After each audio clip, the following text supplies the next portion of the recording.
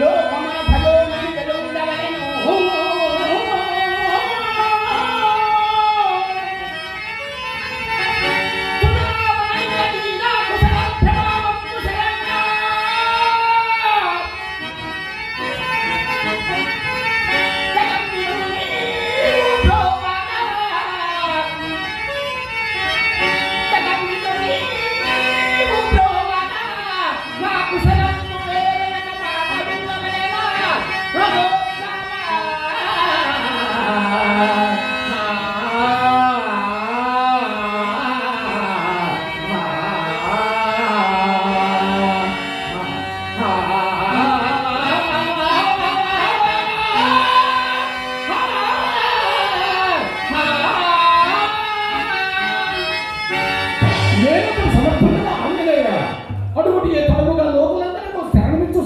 నీకుండా ఇంకా మా చరణ సేవలకు ఈ ముఖస్థుతులు ఎదులకు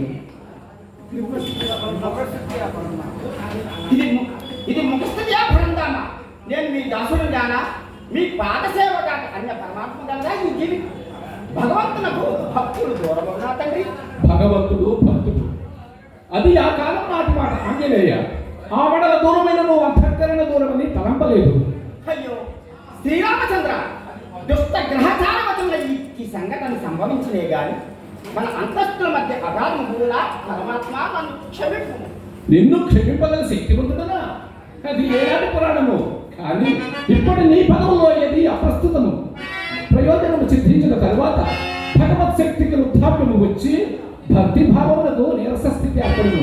ఇదేనందువా నీ ప్రార్థనము మన్నించి వారికి నీ ప్రార్థనము మన్నించి సుగ్రీవునకు అభయమ సంగే కాపాడునాడు.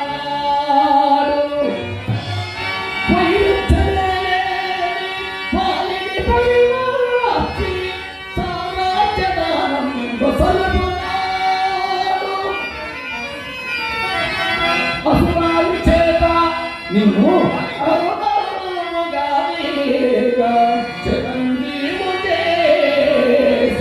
రక్షించున్నాడు.